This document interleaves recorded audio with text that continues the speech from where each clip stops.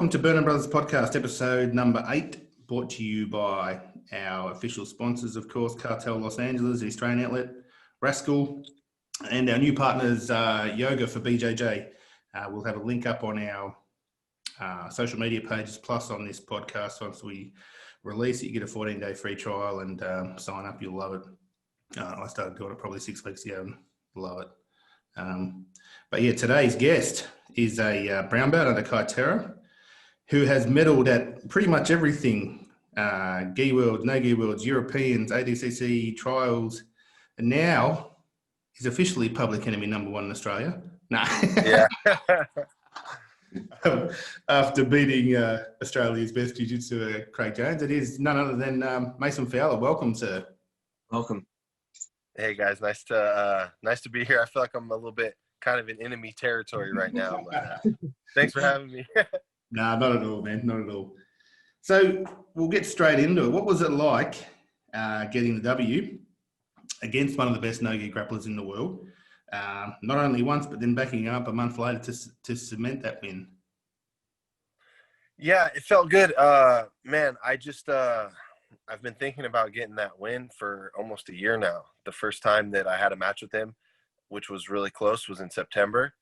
And I've been wanting to get that one back. So, man, I had a lot of nights where I lost sleep over that match. So now I feel like I finally made it right. And now I can kind of let that go and then look towards the future. Yeah, because apparently there was a bit of controversy in that ADCC match, wasn't there also? What was the go there? Yeah, so there was a sequence where I scored a takedown and I wasn't given the points. And it was like really clear where Craig came out afterwards and talked about it and said that it was a pretty clear 2 points. And one of the heads of ADCC came out and talked about it and said that it was a clear 2 points. So that almost makes it even worse when it's like everyone knows that, like everyone's agreeing that you got robbed, you know. But then obviously there was controversy in our second match as well. And then, you know, the third one, that one was a little bit more clear. I followed the same kind of game plan as the second match. Yep. And then was able to actually finish in the same way. So I feel like that kind of justified even maybe the second match. Yep.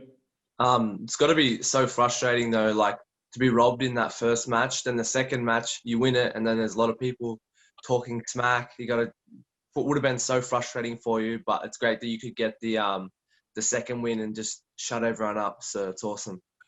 Yeah. So for me, it was, I mean, in my mind, I was just thinking like, okay, the jiu-jitsu gods, like maybe they just like gave it to, you know, if there was controversy, it's like, I deserved it, you know, like, okay, I kind of got screwed in the first one. Craig got screwed in the second one. Like we're even type of thing. Yeah.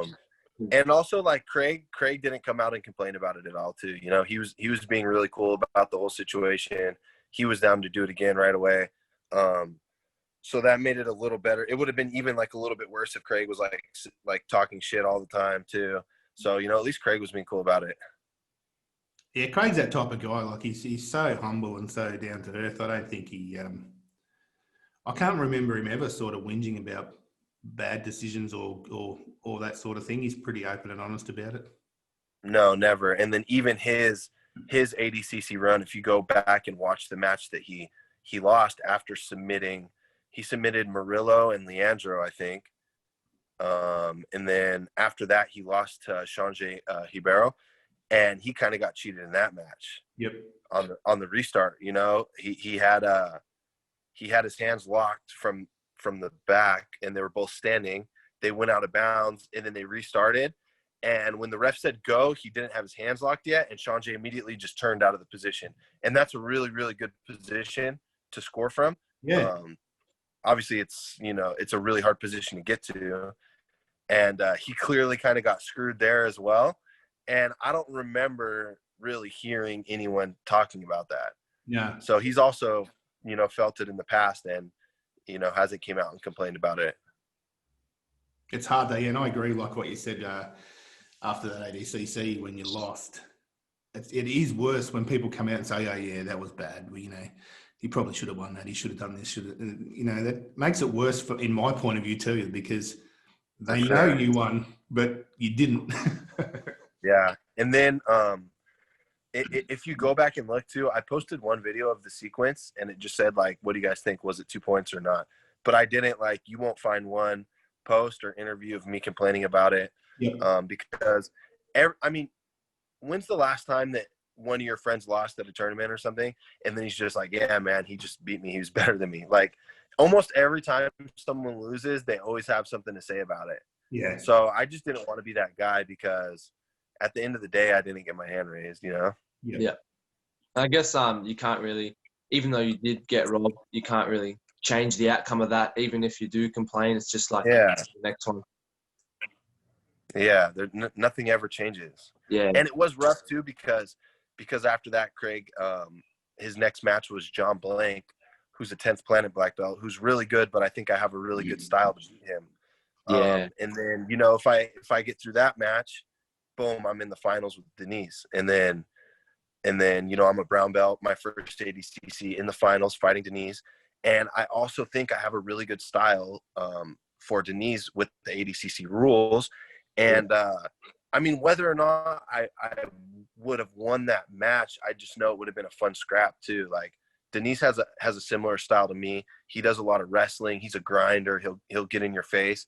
And I would have loved to had that match. I was in the best shape of my life. And to be able to just scrap with Denise in the finals, that would have been a huge moment for me. Yeah, so that was all just gone like that. Yeah. Yeah. So frustrating. Yeah, it was frustrating, but I'm over it now. It stung for a while, but you just got to get out. You got to keep moving on. You can't sit and think about it. Now I got to make another opportunity like that. Yeah, for sure. Yeah. So even after that, the latest fight, there's still been a lot of people talking shit that I've seen online about the style you went in with, running away is what they say. Oh, he was running away, waiting for overtime and stuff. I see that as smart jiu-jitsu. Yeah. If I'm going to have a fight with Mike Tyson, I'm not going to stand there and try and punch him in the face. Yeah, exactly. Take it off. I'm going to take him to where I want it to be. And that's, I find that good tactics. And I thought in both of your fights, in the first one and the second one, you had perfect tactics. Yeah. And Craig's a great leg locker. Why would you want to leave your leg in there? How did you exactly feel with all that? Yeah, and it's just the rule set. If you put me and Craig in 10 different rule sets, you're gonna have 10 completely different matches. Like if you watch the two matches, they were really similar, right? But then if you watch our ADCC match, it was completely different. Yep. Night and day different. So yeah, you gotta just it's the rule set. It's me and him are different skill sets. I know he's really dangerous on bottom, and in order for him to catch me in something, I would have really had to put an effort to pass, but I don't really have a motivation for passing, because there's no points for passing. Correct. So it's kind of, it is what it is. No matter what happens, if I get a win over Craig, his fans and his people are still gonna, they'll find something to complain about. Just like if no matter how Craig were to beat me, my teammates and my friends and stuff would still tell me like, oh, that was bullshit. He just did this or this. So you can't let it get to you. No. I was about to say, I think Craig has quite a big fan base and sure. Fans that get very invested into Craig's fights more than what I've seen with other fan bases. So when he does lose, which isn't super often, they are very upset about it and they'll find something to pick on. That's what I've seen personally.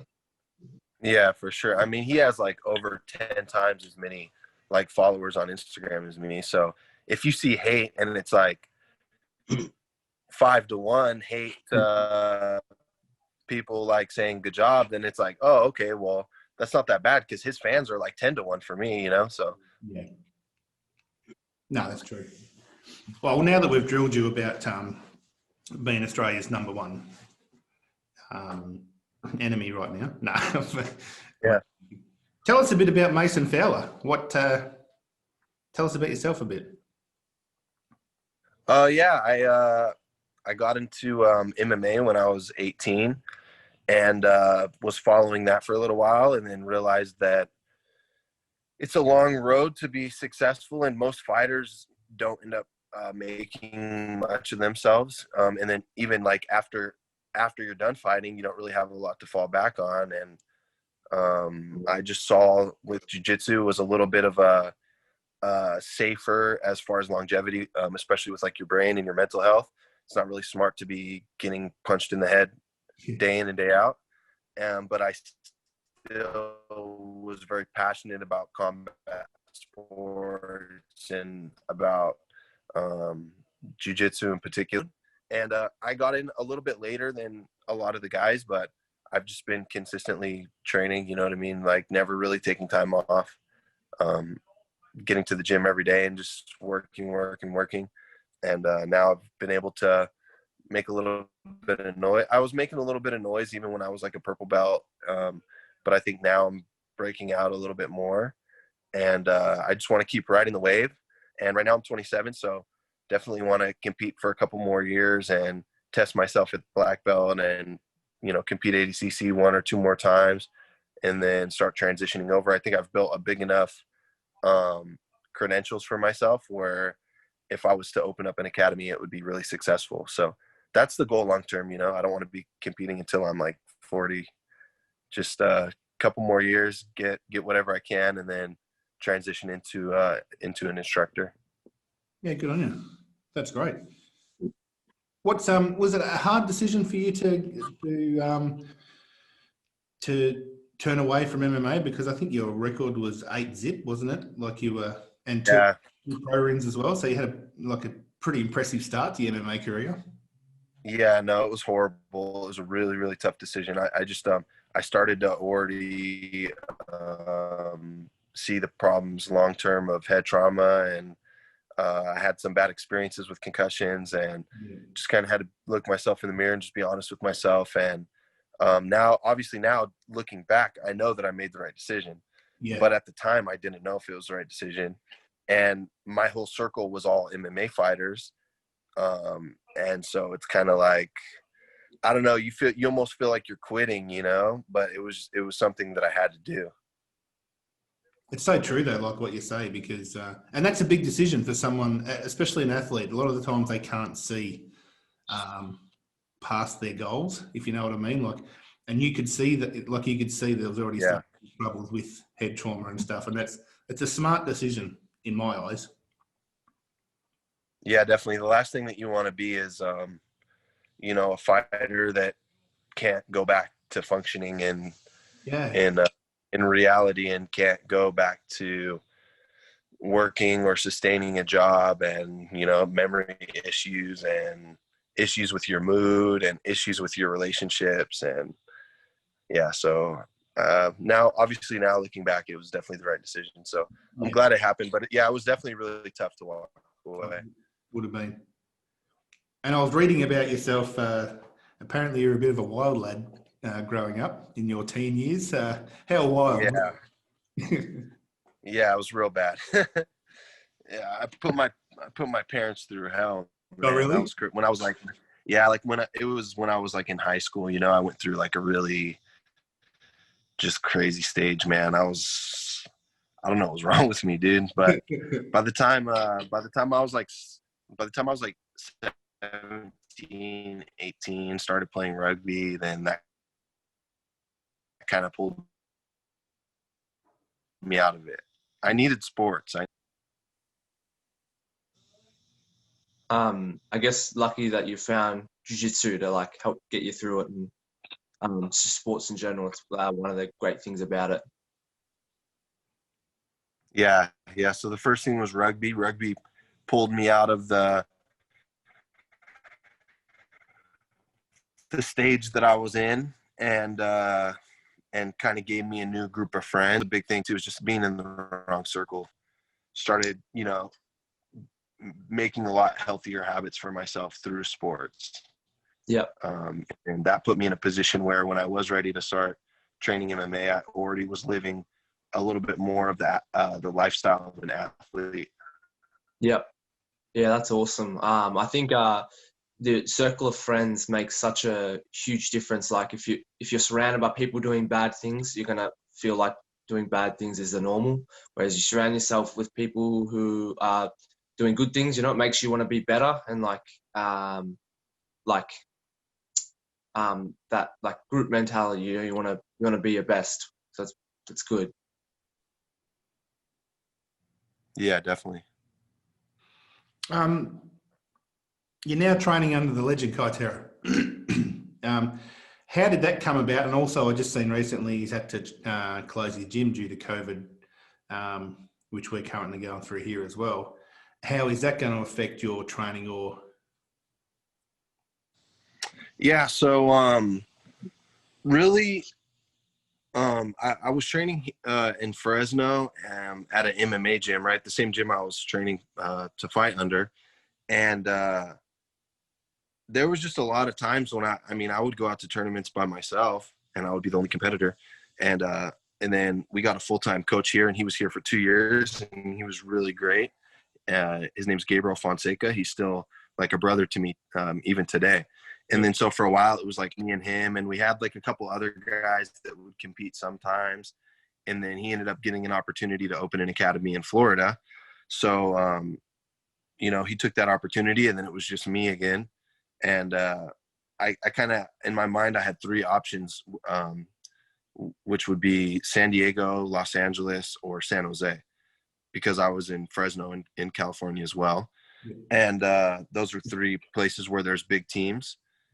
And I don't know, I just ended up going. I had a friend, he's a UFC fighter named Duran Wynn, and he was living in San Jose. He was training at AKA, really good friend of mine. And so he actually let me come, and like I would drive down. It's only 2.5 hours from my hometown, and I would sleep on his floor through the week. And then I would like go back and stay at my parents' house on the weekend. And then on Monday I would come down and like sleep on his floor and train at Kyle's. And I liked the training, and all the guys there were really cool. I had a good vibe with all the other competitors. And eventually they told me that they would kind of set me up with a room, and I could move down there and train full time. So I just jumped on the opportunity. yeah, that's good. And now with that closing due to COVID, is that going to affect you much? Or yeah, so we'll figure it out. We got other spots to train at. yeah, Jake Shields is not too far from us, and he has a small team he's been working with, and he invited me to go down there with a couple of our guys. So definitely, I mean, between Jake and Gilbert, and they have a couple other really tough guys there. And then I'm sure I'll still get some training with Yuri and my other teammates, Benji, Kenyella, Jeremy. We got a bunch of black belts there that are really consistent training every day. So it's going to be a little bit more difficult to set everything up. There's going to be more hoops to jump through, but I think that we're going to be able to figure it out. It's going to be fine. I'm still going to get the same level of training. It's just going to take a little bit more effort to set everything up. yeah. No. It sounds like you train with a lot of different people. You're very open-minded about it. Would you consider Kyle as like your main coach? I know you said you have your friend in Florida, but you also train with a lot of other people. Like, is Kyle your main coach? And if so, is he to be the one that would grade you in the future? Yeah. Yep. Kyle's the main guy, and he's there. I mean, our normal schedule, we're doing comp class every day. That's like what's mandatory. And then he has me coming to even do his night classes in the gi. Even like when I'm training for no gi events, I'm still coming to his night class. And he completely oversees all the training that I'm doing. Like every day when I see him, he's asking me, okay, like what did you do yesterday? Or like, what did you do today? Did you lift? If he's gone, he's like texting me, like, did you do night class? He's like on top of me. Like, That's no way I can slack off. Like if I miss one, he's out of town and I like miss a class, he knows about it. And he's like, Mason, what are we doing? Like, come on, man. We're trying to be the best. Like, he's on me, dude. So yeah, he's the man. He's the one. That's awesome. Did you get brown off him, or I got my brown belt from my old coach, Gabriel. And I was a brown belt for a year before I came to CTA, and now I've been at CTA for a year and a half. So I'm 2.5 years into my brown. So yeah, we'll see what happens. Kyle still does want me. I haven't competed yet at Worlds at brown belt because the first year I was a brown belt, I was injured. I had a really serious knee injury. And then the second year as a brown belt, now it's COVID. So he does want me to compete at Worlds at least one time at brown belt, which I totally understand. So definitely up to Kyle. Whenever he wants me to wear the black belt, I'll wear the black belt. And if he wants me to wear the brown belt, I'll continue to wear the brown belt. That's such a good attitude. Because Cooper's the same. Cooper's a brown belt, and he was Worlds this year was going to be big for him. His coach is the same. Like he wants him to compete at Worlds at brown and stuff like that. And it's such good to see the respect you have for Kyle. That you'll just go along with whatever he says. And also I think it's great that he makes you do his gi classes at night, even though you're training for a no gi comp. I reckon that's fantastic. Oh no, for sure. Yeah, he wants me definitely in the gi. And even when I have like a big no gi match, he's like, okay, but remember we still have like this, and this. And I've talked to him too, like man, Kyle, these no gi guys, they're just doing no gi. Like I want to be the best. And he just isn't having it. He's like, Mason, the best guys are the guys that win ADCC and black belt gi worlds. Those are the best guys. Yeah. So that's his plans for me. Yeah. That's fantastic. I think it's awesome as well that you can do gi and no gi because you can evolve in both sides of the sport and be a very well-rounded grappler. I think it's awesome. Yeah, and he did have a good point too. He told me like, Mason, think of all the guys that specialize in no gi. They all started in the gi. Like Gordon and Craig, they already got black belts in the gi, and then they transitioned to solely no gi. So I do think that training in the gi is important at first, just to really get the fundamentals and the techniques of jiu-jitsu. I think if you just only do no-gi your whole career, in the beginning especially, I think you're going to focus a lot more on scrambles and strength and athleticism. And the gi really makes you focus more on technique. Yeah, that's awesome. I think a lot of people in sort of my generation get inspired by seeing people like Craig and Gordon just being successful in the no-gi, and they forget they did start in the gi.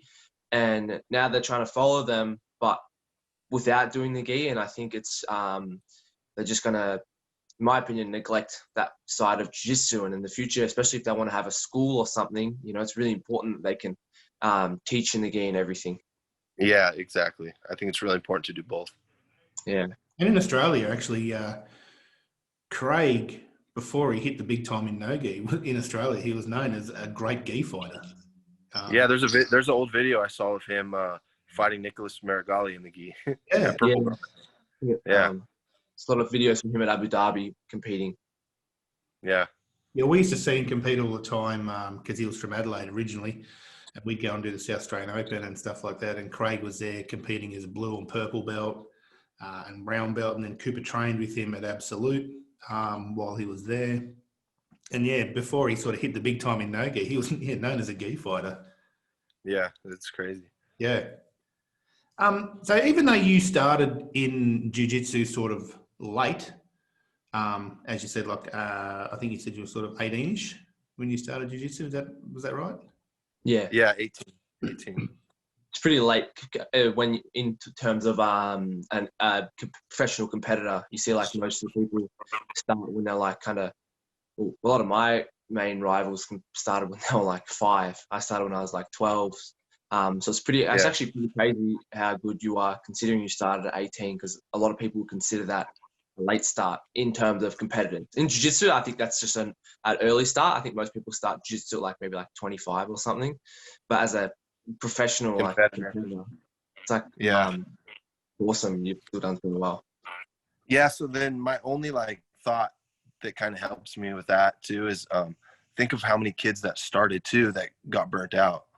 Yeah. So 100%. I've only been, I've been training, I'm 27 and I've been training for, 9 years or so. But I'm still passionate about the sport. A lot of kids, especially when they're younger and their parents are like forcing them to train, they get super burnt out and unmotivated, and then they just. Yeah, 100%. Yeah. that's true. We have a joke in our, because we come to the States quite often for Coop to compete, and our younger boy also. But Coop has grown up in like the guys that were always in his division overseas were like Andy Murasakis and Taylor Delpras and Roberto Jimenez. They were always in Cooper's divisions, and they've all got black belt dads. And Cooper's thing with me was, well, that's where I've gone wrong, Dad. You're not a black belt. Yeah.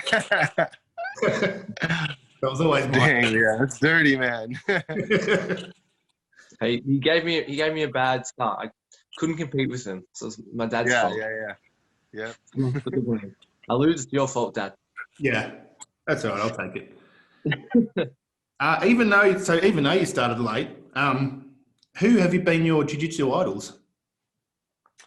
Man, it's crazy because like I didn't know any of the guys when I was competing, because I was just a fan of like the UFC, and I was really only doing jiu-jitsu for MMA fights. I wasn't training in sport jiu-jitsu.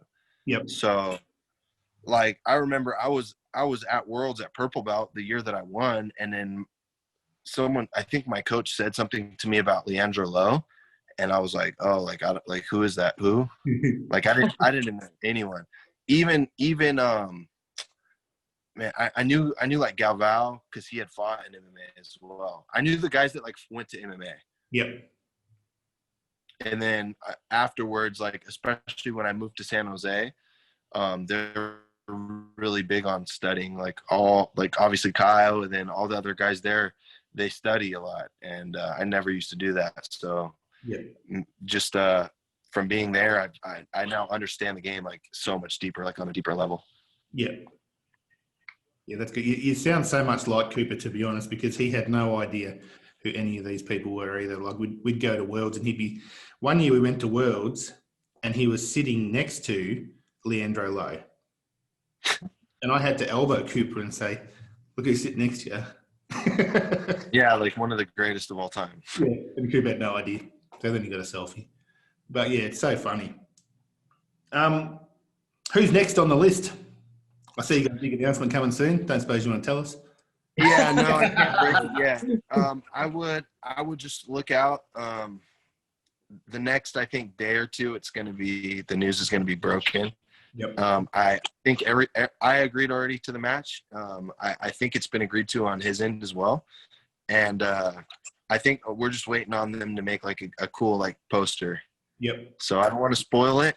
But I would say within the next day or two, it'll be announced. Will the event be soon though, or do you get a time, like you get a bit of break? Because I know these like last two fights are close. Yeah, so it's going to be in 1 more month. So pretty much had 5 weeks between. So the first week I just was focusing more on doing a lot of recovery, and then only training once a day and not going like super crazy.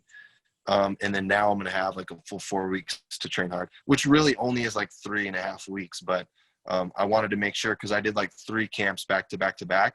I wanted to do 1 week with a lot of like recovery work. How's the body feeling then after? Yeah, because that's a lot of fight camps all in a row. Yeah, so like the last couple of weeks of the last training camp, the body was like really broken down. Yep. But then, the last week you go a little bit lighter. So showing up into the match, I felt pretty good. Like during the match, I didn't feel any of the small, little nagging injuries that I had during the camp, obviously because the adrenaline and stuff too. Yeah. But then even coming back to training on Tuesday, my body felt a lot better. And then, just this whole week, just been working on a lot of strengthening, doing a lot of physical therapy type workouts, and doing a lot of mobility type workouts to make sure that I can go right back to pushing hard. Yep. Yeah, that's cool. So what, in one of your leading up to a big fight, like say that 3.5 weeks where you're going to have a big fight, what does a typical day of your training look like? Yeah, so every camp has been different. We've kind of adjusted a little bit. But I prefer to do. I like to do more like conditioning. Yep. We do a lot of like hard training. We do our competition class 5 days a week, and then try to jump in Kyle's gi class maybe like 2-3 times a week. And then I do the functional patterns. I don't know if you've heard of it. I don't know if it's real big out there in Australia, but No. it's it's like a strength and conditioning program that's meant for more mobility and functional strength and helping your body move properly. Yep. And then I like to use the Aerodyne bike for conditioning. Yep. I have a certain workout that I do on that, and I always track my numbers on that, so you can kind of see when you're peaking yourself. And then you can kind of see too when your numbers are dropping that maybe you need to, chill a little bit. And then I like to do sprints too. That's just like to go out and hit the track and just go do sprints on the grass. I like to be outside. Yep. Yeah, just to change things up. Yeah, that's cool. Yeah. How long does competition class go for? Minimum's 2 hours. At most, usually like 2.5. It's usually we do an hour of drilling. And then that's when Kyle will usually be breaking down the game plan.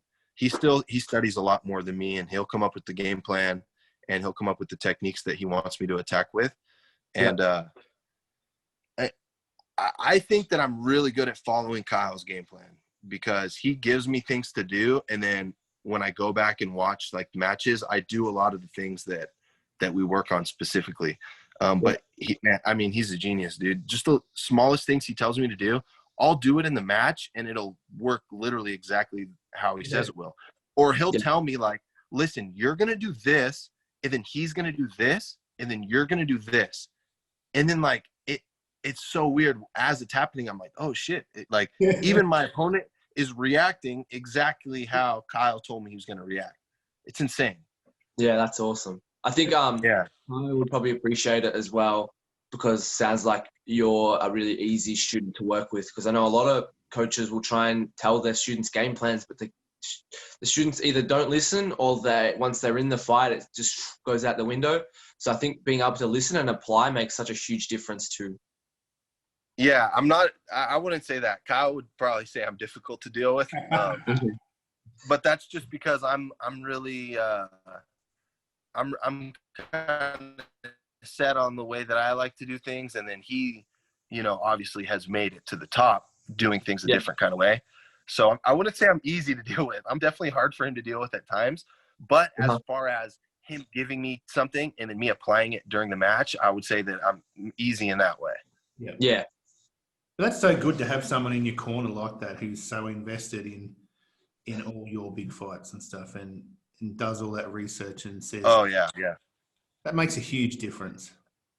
Yeah, totally. I mean, he's totally invested in me. Yeah, that's good. So if you were to, we're almost done here, by the way, so we don't keep you too much longer. Okay.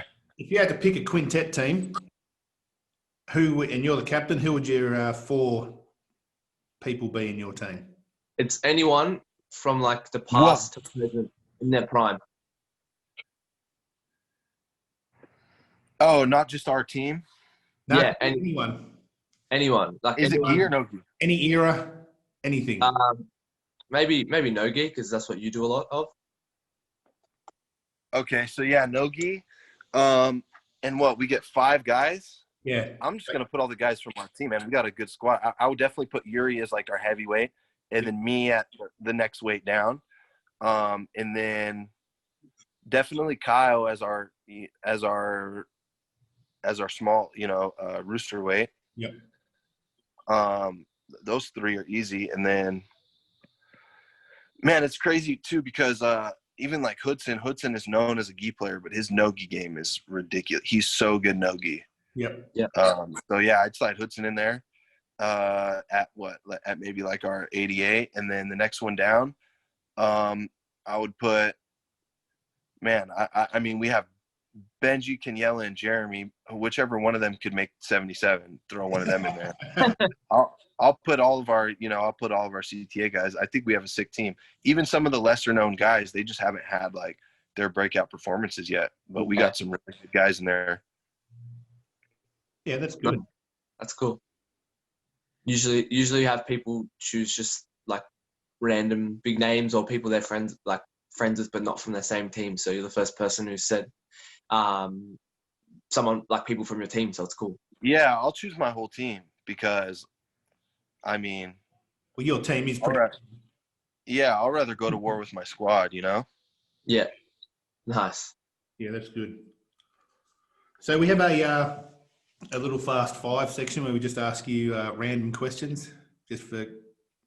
Okay. Okay. So, favorite song?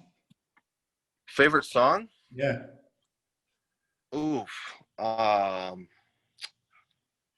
even artist. My favorite song right now is "Rags to Riches" by Rod Wave. Yep. Favorite Kind movie? of fitting right now for what we're going through too. Yeah. You have a favorite movie? Oh, so many, man. Kill Bill. Yep. Favorite submission?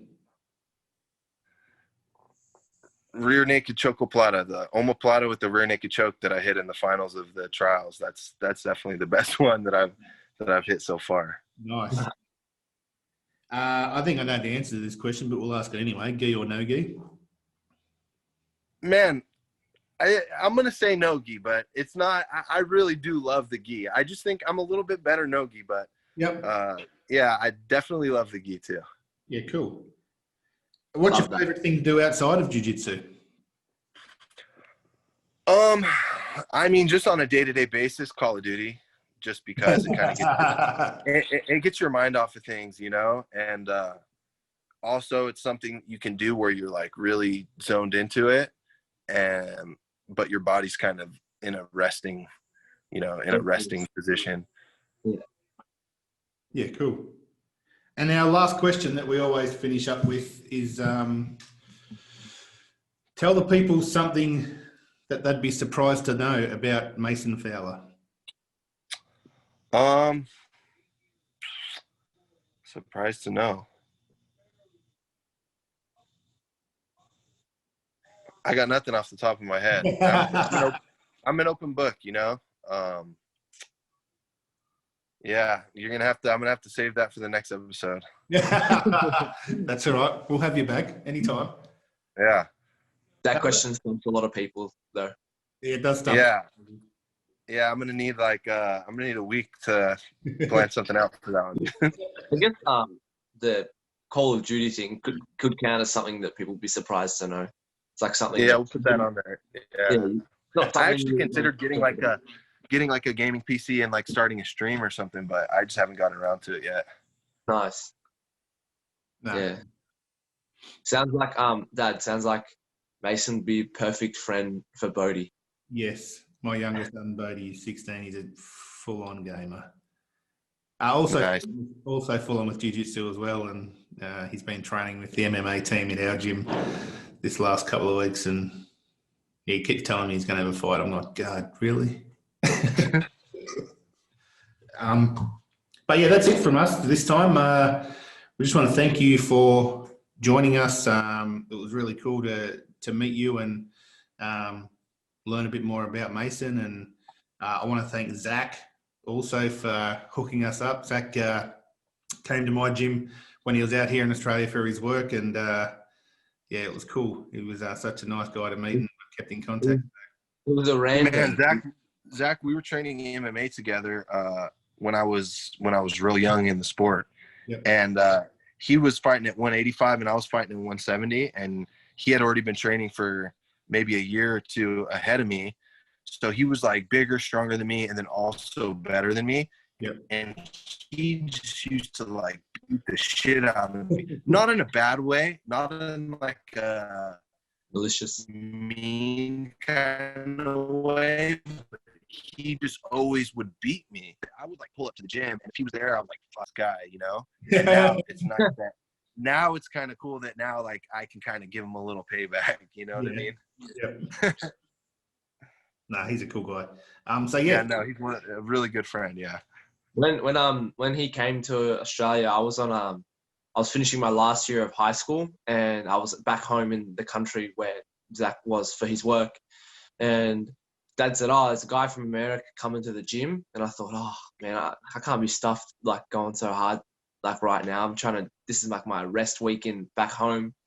And then I was like, hopefully it's just like some like washed up blue belt coming to roll. And then he rocked up. He was like pretty young, fit looking dude. I was like, oh, I hope he's like not like too good. And then he pulled out his brown belt, and I was like, oh my god, like Zach is maybe one of the best guys that I've trained with that isn't like chasing to be a competitor. He like has his career and his family, but he's always just been so good, man. He's just athletic and really technical, always training.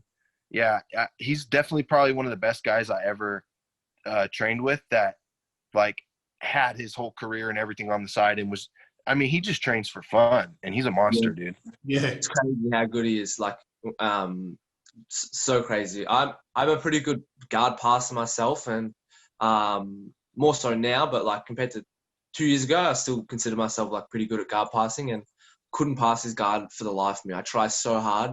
Went back to him like 2 different rounds. I put everything into it. I could not pass his guard. I was devastated.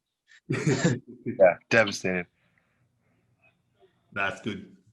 Well, yeah, thanks again, man. And hopefully we can do it again, and we'll keep an eye out for this latest announcement that's coming in the next few days. And yeah, we'll definitely try and, like I said, we come to the States quite often for the majors, and we'll try and catch up one time, come and train with you guys, or if you're out in Oz, yeah, shoot us a message, and we'll organise some seminars and shit for you. So nice. Yeah, that would be perfect. Awesome. I don't know. I might get assassinated or something if I go to Australia.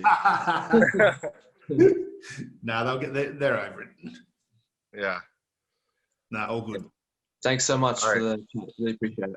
Cheers, mate. Yeah, thank you guys. Thanks for having me. Sorry again about yesterday. Hopefully this one made up for it. No, all good. No worries. Thank you so much. Okay. All right, see you guys. Cheers, buddy. Later.